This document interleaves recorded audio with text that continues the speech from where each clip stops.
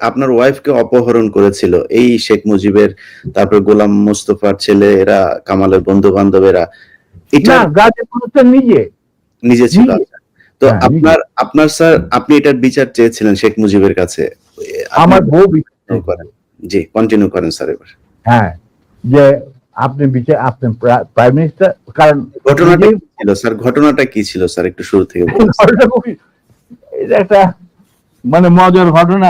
আচ্ছা, তুমি শুনতে চাও? তুমি তো আমার বইতে লেখা আছে যদিও। সবাই শুনতে চায় স্যার, সবাই, আমি একা, সবাই শুনতে চায়। ঘটনাটা হচ্ছে, আমার এক খালাতো বোন, তার নাম পারভিনা।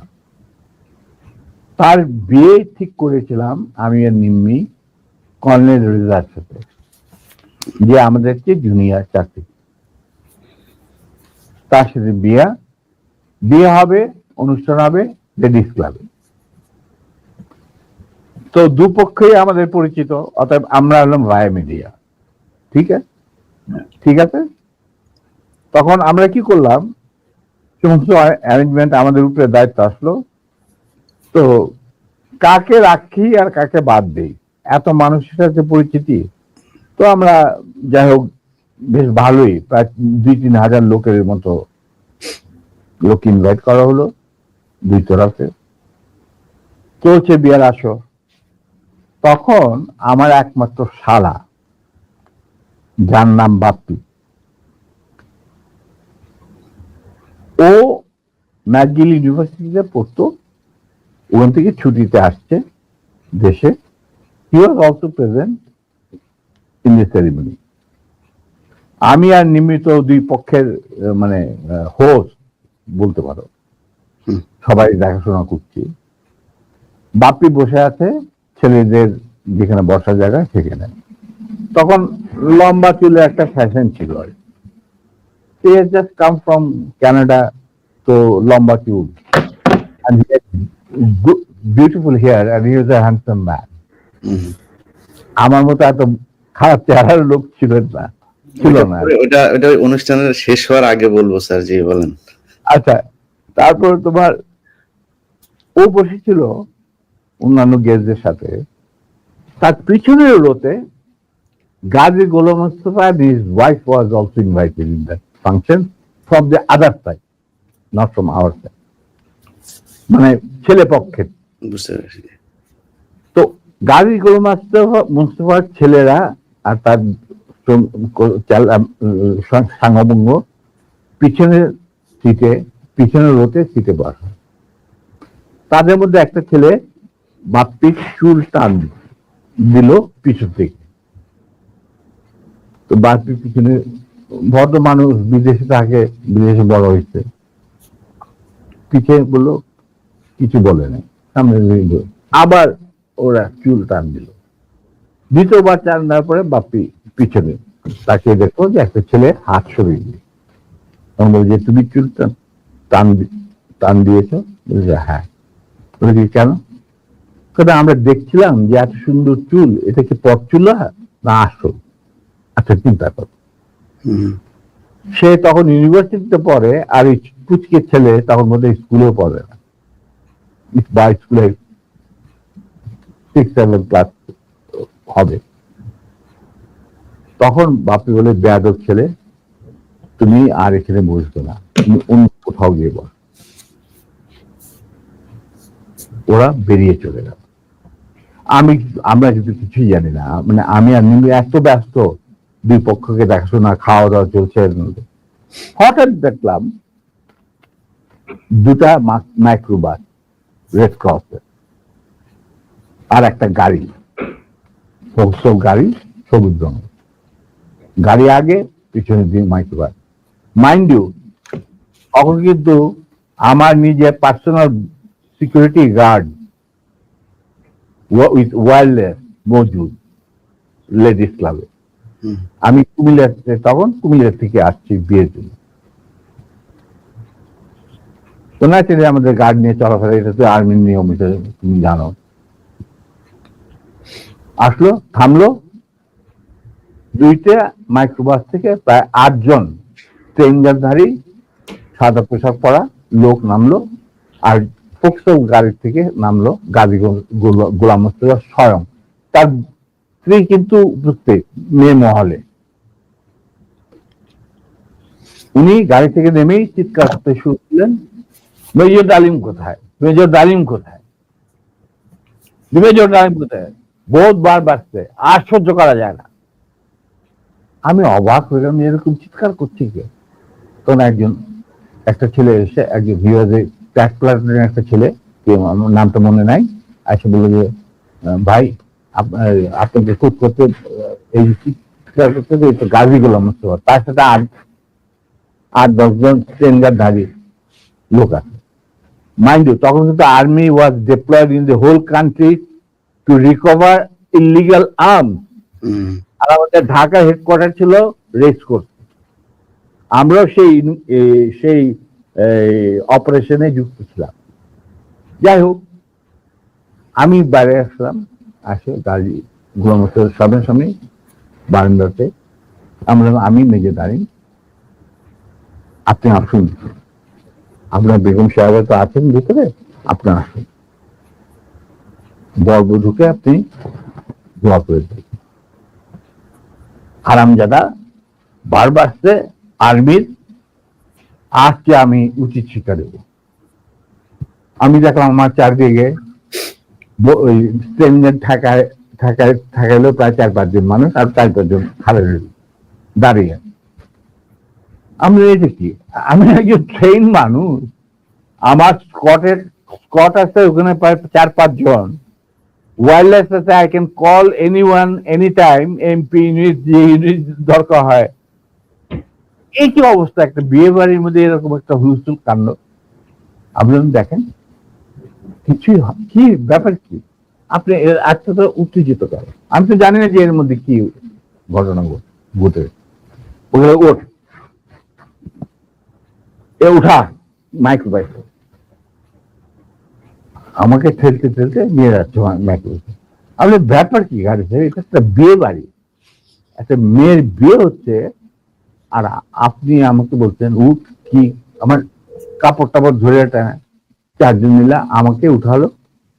খবর চলে গেল ভিতর অন্য মহলে, মিম্মি আর আমার শাশুড়ি, আমার খালার শাশুড়ি মানে কন্যার মা, উনি বেরিয়ে আসলেন।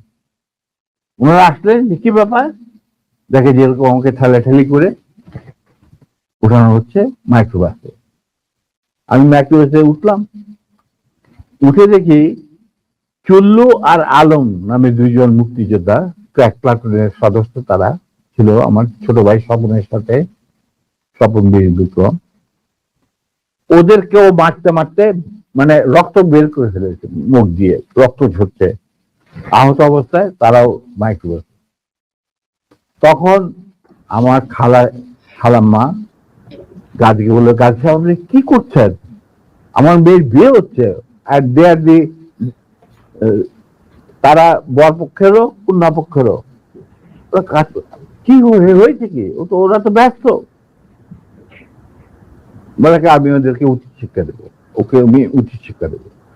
তখন আমার স্ত্রী বললো যে আপনি তাকে একা নিয়ে যেতে পারবেন না, আপনি আমাকে সঙ্গে নিয়ে আসবেন।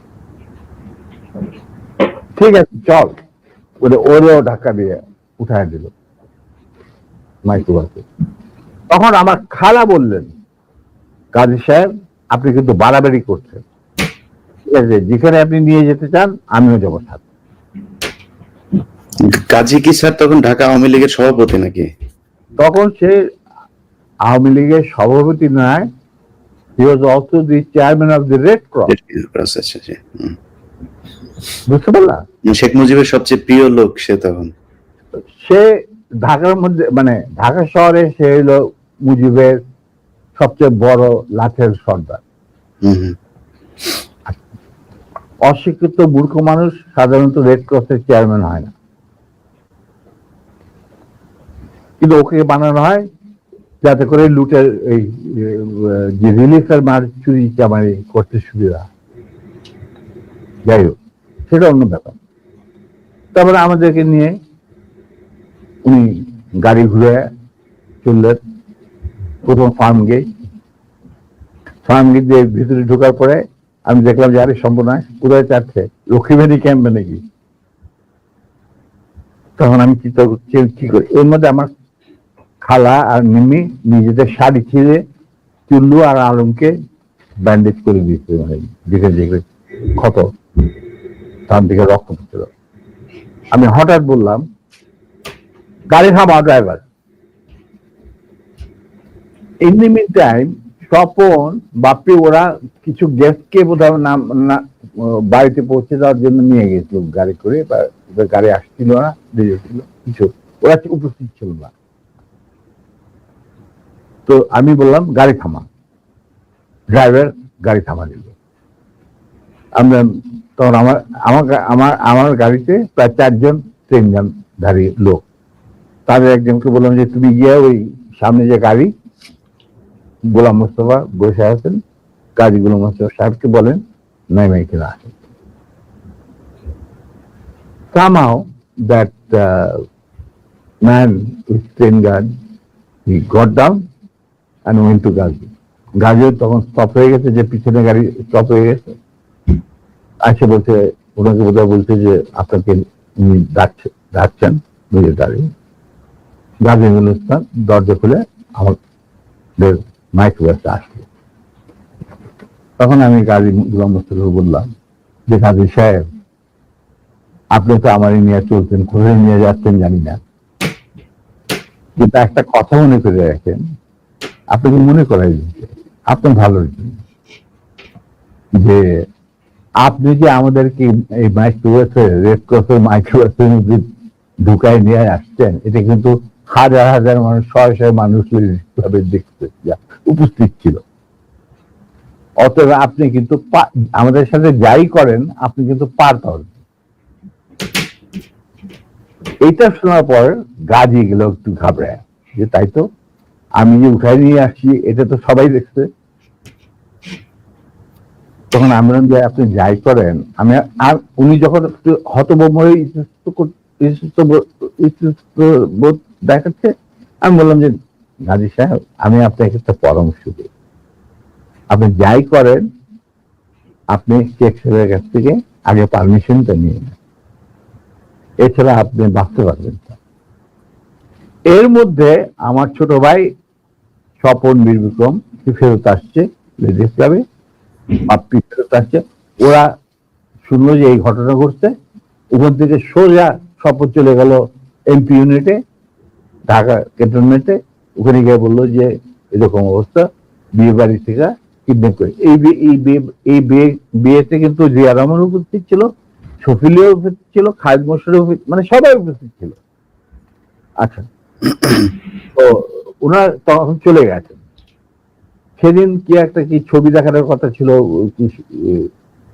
সত্যজিৎ রায়ের যদি মহানগর না কি একটা ছবি, তো ওটা দেখার জন্য সবাই চলে গেছে আগে তাড়াতাড়ি খাওয়া দাওয়া করে। তখন এই খবরটা পাওয়ার পরে the CEO of the MP unit এই খবরটা ব্রিগেড মেস, ইউনিট মেস সবখানে এটা সে জানাই দিল। ইয়াং অফিসাররা লুঙ্গি গেঞ্জি পায়জামা যে যা পরা ছিল সবাই ঢাকা শহরে বেড়ে হয়ে আছে। তারা খুঁজতে লাগলো যে আমাদের অ্যাবডাক্টেড অফিসার তার ওয়াইফ কোথায়।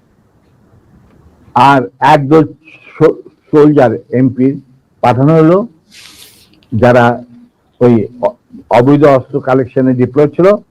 গাজীর বাড়িতে যাদের পাইছে সবাই বন্দুকেরা নিয়ে আসছে রেস্কুর ময়দান। আমি কিন্তু এগুলো কিছু জানি না। গাজী তখন আমার কথা শোনার পর ও ওটাই কিছু চিন্তা করলো। চিন্তা করার পরে দেখলাম যে উনি লক্ষ্মীবেনের দিকে না গিয়ে 32 নম্বরের দিকে যাচ্ছে, কলাবাগানে। আমি বললাম যে আলহামদুলিল্লাহ। তখন 32 নম্বরে গার্ড রেজিমেন্ট ছিল, ফার্স্ট ফিল্ড রেজিমেন্ট, যেটা আমার হাতে গড়া। তারা গার্ড দিচ্ছিল প্রাইম মিনিস্টারের বাড়ি, আমার জানা আছে। তো গাড়ি চললো, আমরা পিছিয়ে পিছিয়ে চললাম আবার কাফেলা।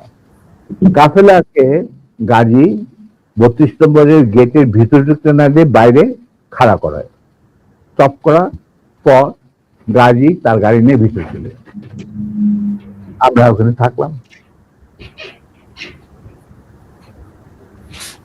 ইতিমধ্যে যখন এরকম সারা আর্মি ডিপ্লয়মেন্ট যারা ডিপ্লয় ছিল তারা যখন গাড়ির পরিবর্তন ধরে নিয়ে আসছে আর সবখানে ব্যারিকেড দিয়ে চেক করা হচ্ছে প্রত্যেকটা গাড়ি যে আমাদের মিসিং অফিসার তার স্ত্রী কোথায় আছে কিনা, যাতে ঢাকার বাইরে না যেতে পারে। এই হুলস্থুল চলছে। আমাদের তখন রেসকোর্সের কমান্ডার ছিলেন major movement, CO first lancer. তো তিনি মেজর মুভমেন্ট ছিলেন অপারেশন ইনচার্জ, পরে লেফটেন্যান্ট কর্নেল। আচ্ছা, যাই হোক, তখন আমরা বললাম যে গাড়ি ভিতরে গেল কি বলবে। ঠিক সেই সময় দেখলাম একটা সাদা টয়টা গাড়ি আসলো, ড্রাইভিং সিটে বসা স্বপন, পাশে বসা আমার বোনের জামাই লিটু, আবুল খায়ের লিটু, যে নাকি বেঙ্গল গ্রুপের মালিক, বিরাট ধনী ব্যবসায়ী। ওই সালমান রহমান তোমানের সাথে সবাই একটা। যাই হোক, ওরা দুজন আর এসপি মাহবুব সঙ্গে। এসপি মাহবুব ছিল মুজিবের খুবই বিশ্বস্ত একজন পিলার, মানে তাকে যে সমস্ত এই মানুষের মারা তারা হতো আর কি। ঢাকা জেলার SP SP Mahbub, not major. He was given during the war he was given rank of a captain. Mahbub was a good friend of mine, and anyway, ওদের গাড়ি যখন আসলো আর গাড়ি থেকে পরে আমি এই গল্প মাহবুবের কাছে শুনছি যে স্বপন এই ক্যান্টনমেন্টে জানানোর পর সে চলে গেল মাহবুবের বাসা। মাহবুবের কিন্তু সেই বিয়েতে আসার কথা। তো সে ওয়্যারলেসে জানাইছে যে আমি মানিকগঞ্জ থেকে ফিরছি খুব সহসাই, আমি বিয়ের বাড়িতে আসছি, এটা আমার দেরি হবে। তো স্বপন চলে গেছে তার বাসায়, সে তাকে মিন্টন রোডে মানে ক্লাস 1 গ্যাজেটেড অফিসারদের জন্য একটা এনক্লেভ আছে, তুমি হয়তো জানো, দেখেছো কিনা জানি না। তখন বাংলো ছিল, এখন বোধ হয় মাল্টি ফ্ল্যাট, ওই ইন্টারকনের সাথে। তো সেখানে মাহবুব থাকতো একটা। তো ফ্ল্যাটে লিটু আর স্বপন গিয়ে উপস্থিত হয়েছে। ঠিক সেই মুহূর্তে Mahbub was getting ready to come to marriage ceremony. Manikganj থেকে ফিরে আসছে। উপরে এটা দেখা যায় মাহবুব কাপড় টাপড় পরতে, চুল আসছে। তখন লিটু আর স্বপনকে দেখে বললো যে কি ব্যাপার, তোমরা এখানে কেন? আমি তো আসছি, আমি তো বলছি তোমাদের জানাইছে, আমার অফিস থেকে জানানো হয়নি যে আমি দেরি হবে মানিকগঞ্জ। হ্যাঁ, কিন্তু মাহবুব এক ঘটনা ঘটছে। বলে কি ঘটনা? যে মিন্মি আর ডালিমকে উঠায় নিয়ে গেছে গাজী গরম বিয়ে বাড়ি থেকে। কোথায় নিয়ে গেছে, কি হয়েছে জানি না, তবে তার পরিবারের সবাই এখন অ্যারেস্ট করা হয়েছে। তারা সব ওই সাউদি উদ্যানে আছে, মানে রেস্ট করছে। আর্মি সারা ঢাকা শহরে ছড়ায় পড়ছে। তার প্রত্যেকটা গাড়ি চেক করতেছে যে looking for the missing officer and abducted officer and his wife. মাহবুবকে চাই নাকি? এটা তো সাংঘাতিক কথা। গাড়িতে তো বিশ্বাস করা যায় না বলে সে রেড টেলিফোন করতে, মানে হাত দিতে গেছে, রেড টেলিফোন বেজে উঠছে। কে? শেখ মুজিব। ফোন মাহবুব। তো উঠেছে, কে বলছে? আমি মাহবুব বলছি। বলে যে আমি প্রাইম মিনিস্টার মুজিবুর রহমান। বলে জি স্যার বলেন। বলে কি তুই ইমিডিয়েটলি আমার বাসায়। এর মধ্যে chief of staff, deputy chief of staff, CGS, Khalid Mosharraf, এদেরকে ডাকানো হয়েছে, এরাও আসছেন। কর্নেল নুরুজ্জামান, রকিবানী চিফ আসছেন সবাই। Zia Rahman also change, deputy chief. আচ্ছা, মাহবুব তখন বলে, চলো। তখন লিটুদের গাড়িতে বসেই ও চলে আসলো। তো ওই গাড়িটা যখন গেল, গাড়ির নাম্বার দেখে আমি বুঝলাম যে উই আর সেফ, আমাদের মারবে না।